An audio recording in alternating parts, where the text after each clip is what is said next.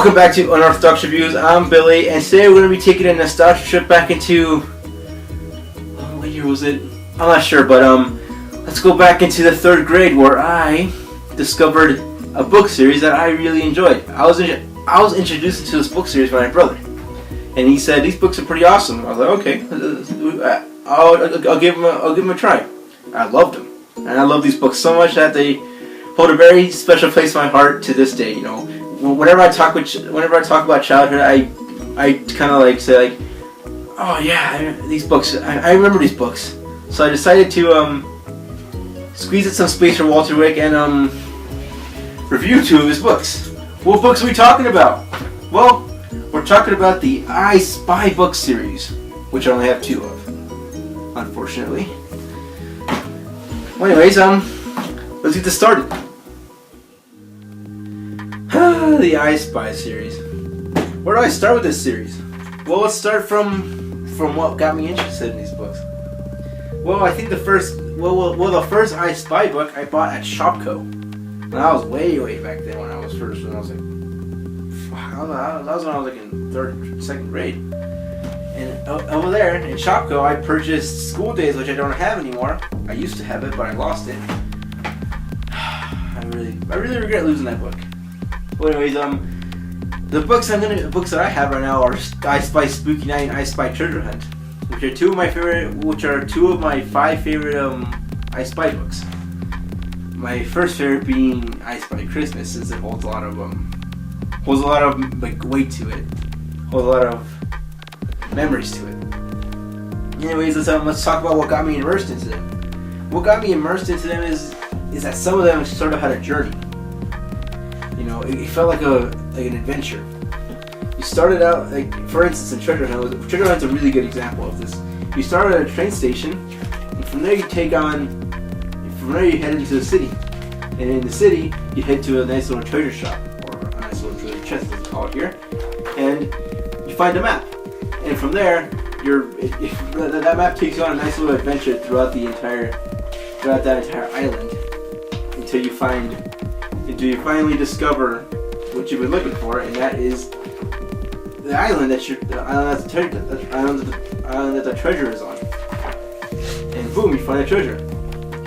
And I enjoy it. You know, I like a nice little adventure in my books, especially when it's a nice little adventure in my books. And in Spooky Night, it creates a nice little unique twist to it. So you first start out in the book at a gate.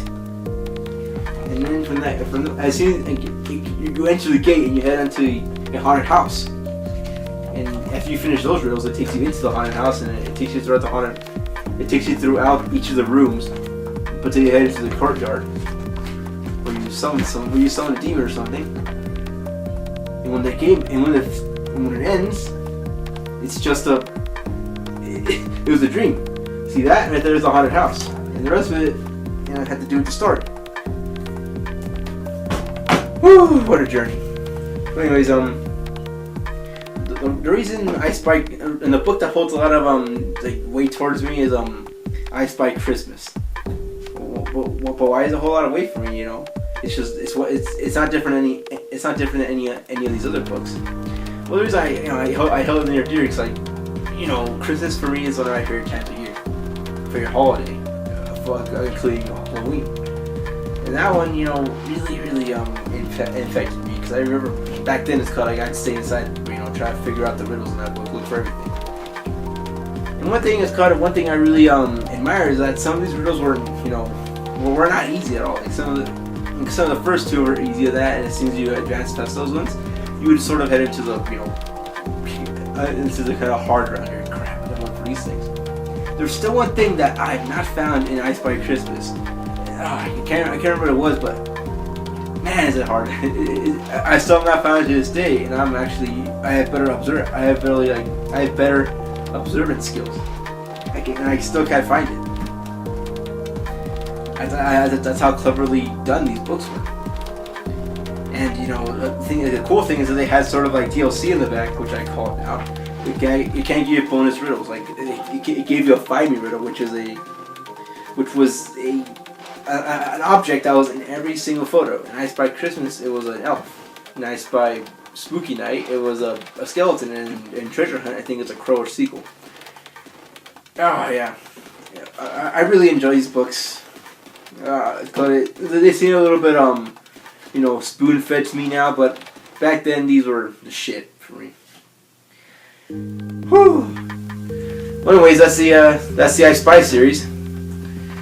Oh, the reason I stuck this video out here today is because the thing that I'm gonna review next isn't gonna come until Friday, and the next thing I'm gonna review isn't gonna come until Thursday, and I might not film those 2 days. And to be honest, I'm probably not gonna review until next week. So that's why I didn't. That's why I just decided to pull something out of my childhood and review that instead.